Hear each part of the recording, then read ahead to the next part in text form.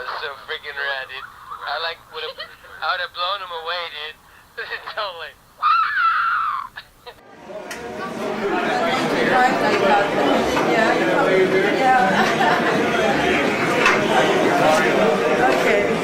It's Derek. Marcelo, ponte ahí, Marcelo, Marcelo, ponte aquí para tomarte una foto. Pégate ahí, más pegadito. Welcome. Hi, I'm Christopher Oleata, and I'm going to tell you the story about our pilgrimage to Machu Picchu. We're in Cuzco for the first time, making friends and making plans, enjoying the explosion of energy in this amazing city. We visit Machu Picchu, give a presentation at the Escuela de Bellas Artes, and perform on an all-day arts workshop at an elementary school with many children. We are soon to leave and go back to Lima, and we have a meeting with our new local friends to try and plan a mural somewhere here in Cuzco when I return after Christmas. We discuss the mural with our local contacts of Israel, Fernando, and Yuri. Of course, our main goal would be to do a community mural on the outside of a building somewhere. Yuri lives in San Pedro, and we walk together past the train station and beautiful old church next door that is boarded up and in near ruins. We turn right up the street, passing his house where he lives with his mother and family. We continue up the street on Calle Nueva York at the intersection of Calle Feria to a small local chicha bar where humble locals drink the beer chicha brewed from purple corn and listen to a certain kind of Andes music called chichi or huayno. This is the culture of the Serrano people, the people of the mountains. Big, open 50-gallon drums sit with warm fermenting beer, and the place is crowded and noisy with sawdust on the floor. There are no tourists, and it is mostly humble local people drinking to excess and talking loudly with the strange huayno music playing loud.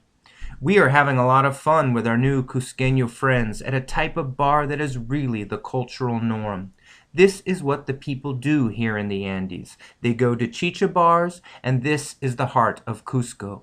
We notice that with the doors open, there is a wall just across the narrow one-lane street that would be perfect for a mural.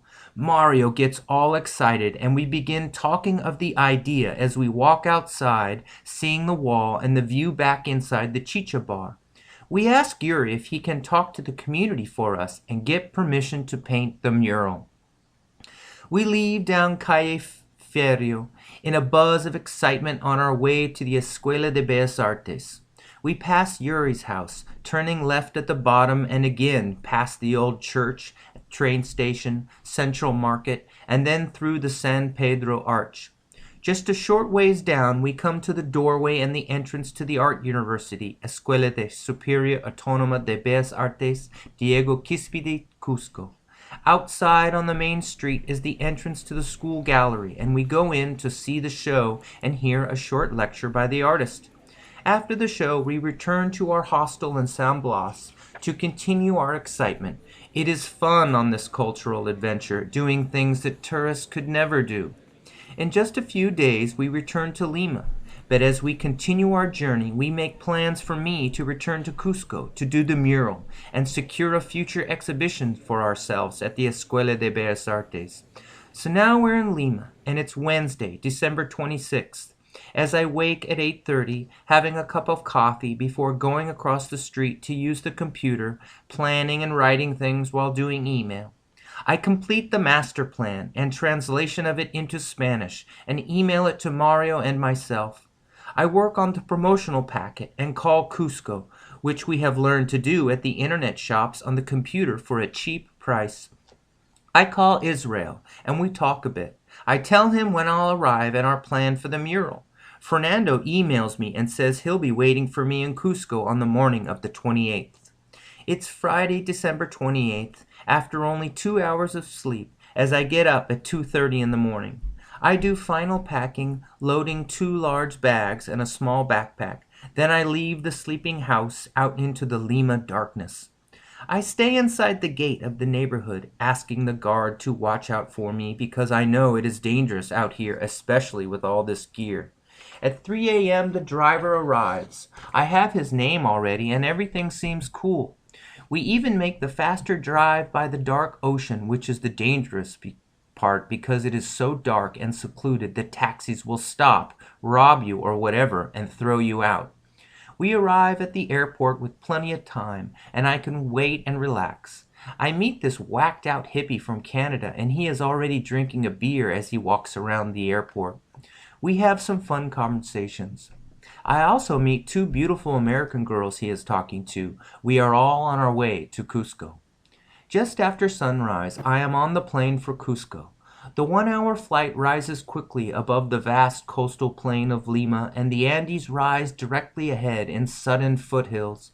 In clear skies, the giant glacial peaks rise like shark teeth and fangs as we pass the really big peaks of Salcantay and Pumosillo before we begin the gentle descent towards the high-altitude valley of Cusco. The long valley of Cusco appears between high green ridges as the plane makes a hard turn and lands at the airport, stretched through the center. The plane empties quickly into the cold and thin air, and we gather to get our bags. I talk to the girls as we wait and invite them to come to the mural. I pass out flyers to anyone who will listen. I make a few phone calls, then take the taxi to San Sebastian and Fernando's house. He says I can stay there and to meet him near the condor statue. When I arrive, I find him waiting outside the house, and he welcomes me inside with a big hug and hot tea. He gives me his younger brother's room to use as my own, and I drop my bags and take a nap as he returns to work. Later, I take a taxi to the Plaza de Armas, visit one of the many internet cafes, and do email, then search for some of my local friends at Los Perros Bar, and I find Israel. I join Israel for a walk to Yuri's, and together we walk a few blocks up the street to the mural site in front of the Chicha Bar before I say goodbye to them, making the long return walk back to the Plaza de Armas. On Saturday, December 29th, I wake, shower, and prepare all the supplies for the mural, putting it all in a 5-gallon bucket Fernando had given me. I wake Fernando, and we share coffee and breakfast together, and at 9:30 we take a taxi to the mural site and begin. The idea for the mural location came about those early nights cruising the chicha bars. With Yuri living in the neighborhood, we asked him to get permission from the locals by asking around if we can do a public community mural with the help and participation of anyone who wants to join in. He said it was a go, but there was no actual formal confirmation of this. In reality, there are few public murals in Cusco. There are a few huge city murals, but the idea of just painting the walls of your community does not exist. I learn on another trip later that the city actually gets repainted each year with gesso. Since the city is made of adobe, is hundreds of years old, and is subjected to the extreme high-altitude tropical weather of freezing and heavy rains, the walls just wash away into a flow of red mud. The city gets really dirty each year, and they struggle to keep it clean, fresh, and not crumbling. The bottom line is this is really just a guerrilla mural, like graffiti. The plan is to come in quick, stealth, and self-contained, to paint a mural with the help of the children, finish, then get out. The intersection of Nueva Alta and Feria is a typical humble yet proud Cusco neighborhood of narrow cobblestone streets with room for only one car and an equally narrow cobblestone sidewalk with room for only one person. The typical whitewashed adobe walls line the street up 2 stories to the red tiled roofs that hang over with the thick wood beams. Most people don't own cars, and they walk to and from the city center down these sometimes steep streets. We arrive at the location. I drop my small backpack and bucket and tape to the wall the final drawing that Mario and I made together. I have a long stick to use as a ruler and begin mapping the outline for the mural. Our drawing is vertical, but the mural is horizontal at about 6 by 12 feet. The presence of this gringo in the local neighborhood stands out already, and setting up and painting a mural creates a crowd in a short time. I have to stand in the street often or cross to the other side constantly, and as cars pass, we create a traffic jam of people who are walking, the cars, and us working. There isn't room for all of us. Fernando is a great assistant and serves as my local buffer, talking to the people as they stop and ask questions. Without him, I could not have done this. He gives me that room of safety, calming the people and explaining the situation as a local, which makes it legitimate. The walls are already white, and there is no need to prime it, so I complete the pencil drawing in just a few minutes, and we begin quickly putting up paint. As expected and desired, it quickly turns into a community event as several children arrive to join in, which adds to the legitimacy, as it actually becomes their mural, and I lead by mixing colors and explaining what to do. The two American girls I met on the plane arrive and join in alongside other local children and adults. The color and details appear rapidly in this frenzy of painting. It's really fun and exciting as we crowd the little street, stopping cars constantly wedged together on the narrow sidewalk. At 1:30, most leave for lunch, and it is just one young kid and I continuing to paint in more focused detail. It suddenly begins to rain hard as it does in the Peruvian summer, fed by the heat of the Amazon just over the Andes. We clean up quickly, saying goodbye to the young boy as Fernando and I speed off down the street to Yuri's house in the pouring rain. We are getting really wet and splashed with muddy water by cars as they pass. There is no answer at Yuri's, so we get a taxi back to his house out of the city center to the suburbs of San Sebastian. At Fernando's, we change out of our wet clothes, then have lunch, laughing about the great adventure of the mural and what a success it was that first day. It's time for a few hours of sleep before a long night with friends back in town, staying there for the night. Sunday, December 30th, I get up, dress, and lock my friend Carolina's apartment in San Blas. As I leave, rushing off in a taxi to Fernando's. I shower and grab my art supplies, returning in a taxi to paint the mural. I arrive and set up the bucket as before and begin painting. To the left of the mural is a big stone archway and door. The old man that lives there and in the house above comes out to befriend me. He invites me into the patio behind the door to sit at a little table as he makes me some breakfast. As I eat, he drags out an old ladder made of eucalyptus branches and rope, and he guards my stuff. Back out front, people join in as we now have the ladder to paint the top, and we paint with strength and speed. With a nice group of locals working hard, I am able to step inside the doorway as the man makes me lunch and the group continues to paint. He asks me to put the name of his young son above the mural because he was recently killed when hit by a car. I am not thinking of the consequences and feeling the pressure, so I do it, which makes another neighbor mad.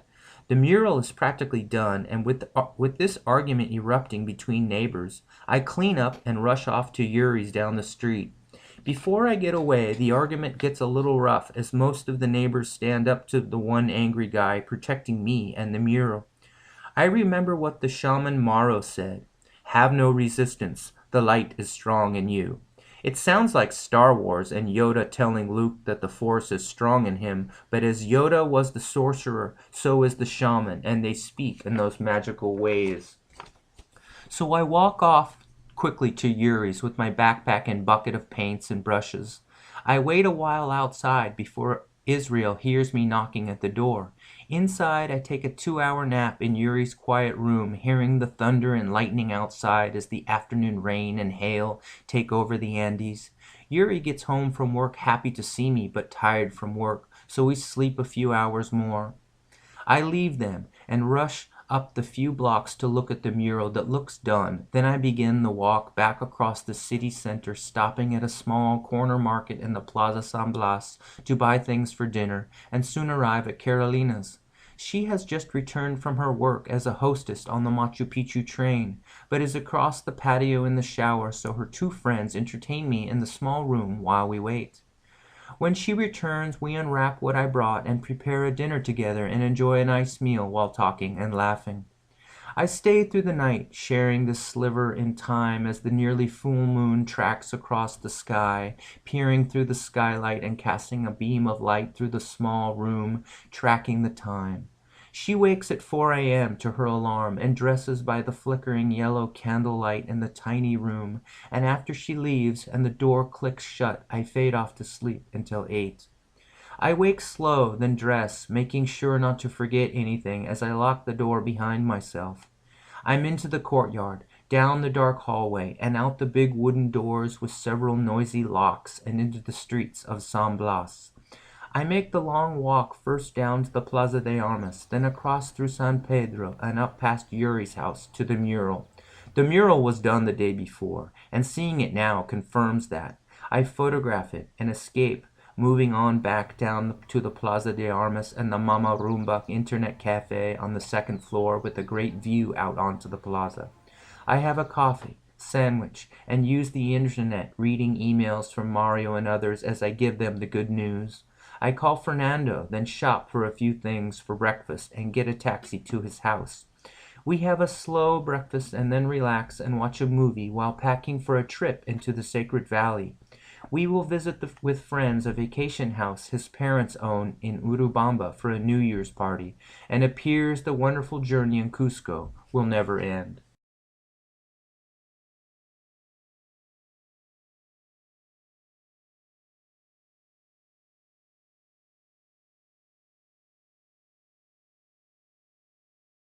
Buses down in the afternoon and try to get tips, and then they said to the kids, I go, you always win, don't you? And they say, yeah, it's easy. The tourists don't know. There's some stairs here.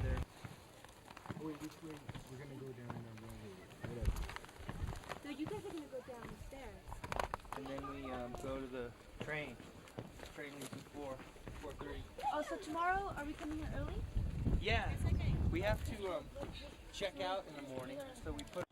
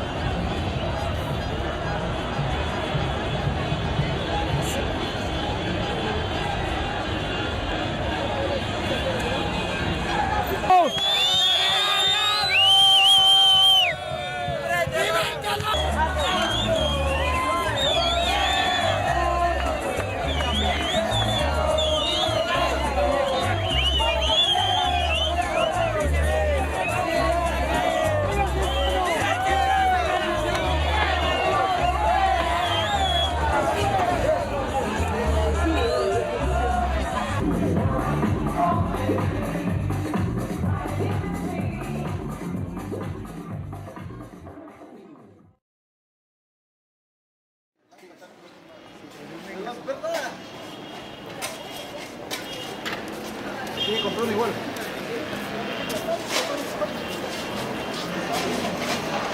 Una lámpara, una sí.